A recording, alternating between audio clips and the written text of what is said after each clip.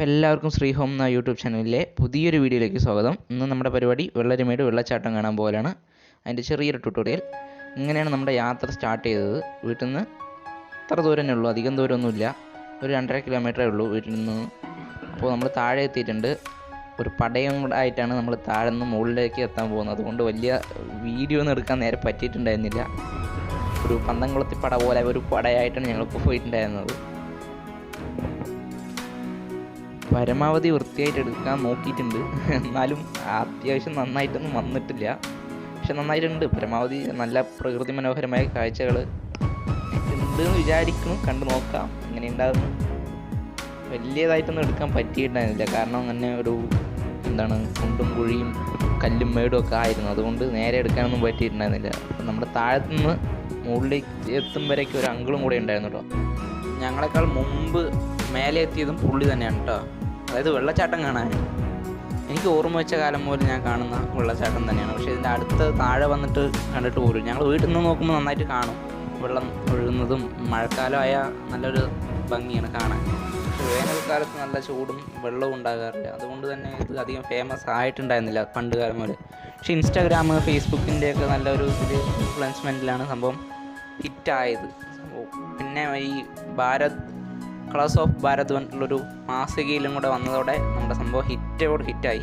ഇപ്പോൾ ഇവിടെ ജനങ്ങളുടെ ഭയങ്കരമായിട്ടുള്ള തിരക്കാണ് ഇവിടെ കാണാൻ സാധിക്കുന്നത്. നല്ല നമുക്ക് പോയാൽ തന്നെ നമ്മൾ നാട്ടുകാരല്ലാത്ത പോലെ തോന്നും. അങ്ങനെയുള്ള ഒരു കുത്തൊഴുക്കായി പോകും.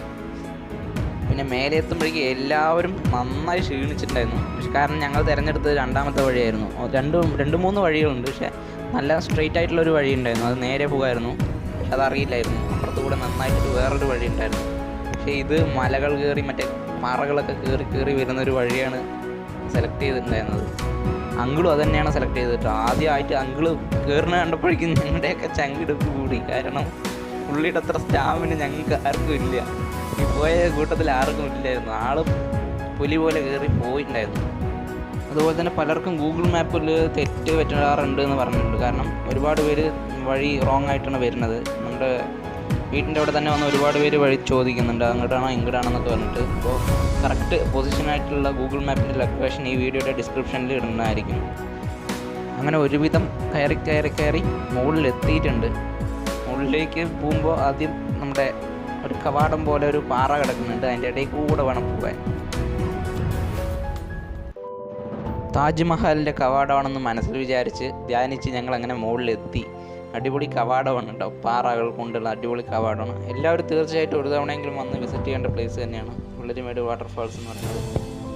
ഇവിടെ ഇപ്പോൾ ഗവൺമെൻറ് ഒന്നും ഇടപെട്ടിട്ടില്ല. അതുവരെ നിങ്ങൾക്ക് നനയാനും കുളിക്കാനൊന്നും ഒരു കുഴപ്പമില്ല. നിറയെ ആളുകൾ വെള്ളം നനയാനും വെള്ളച്ചാട്ടം ആസ്വദിച്ചുകൊണ്ടിരിക്കുകയാണ്. പക്ഷേ കുപ്പയിടാതിരുന്നാൽ മതി. അതായത് പ്ലാസ്റ്റിക് മാലിന്യങ്ങൾ ഒരുപാടായിട്ടുണ്ട് അവിടെ. അതുകൊണ്ട് ഇങ്ങനെ പ്ലാസ്റ്റിക് ഇടാതിരുന്നാൽ മാത്രം മതി. അപ്പോൾ ഗൂഗിൾ മാപ്പിൻ്റെ ലിങ്ക് ഡിസ്ക്രിപ്ഷനിൽ കൊടുത്തിട്ടുണ്ട്.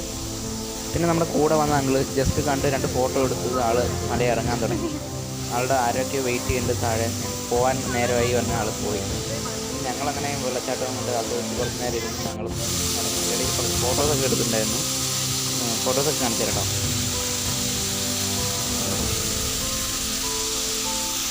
ഏത് ഭാഗത്തേക്ക് ക്യാമറ വെച്ചാലും അടിപൊളി ഫ്രെയിമാണ്. പക്ഷേ നമ്മുടെ ഫോൺ അത്രയ്ക്ക് കപ്പാസിറ്റി ഇല്ലാത്തത് കൊണ്ടാണ് ഇങ്ങനെയൊക്കെ ഇരിക്കുന്നത്. പക്ഷെ അതിന് പരിഹാരം എത്രയും പെട്ടെന്ന് റെഡിയാക്കുന്നതായിരിക്കും. കുറച്ച് ഫോട്ടോസ് കാണിച്ചു തരാം ഇവിടെ എടുത്തിട്ടുണ്ടായിരുന്നത്.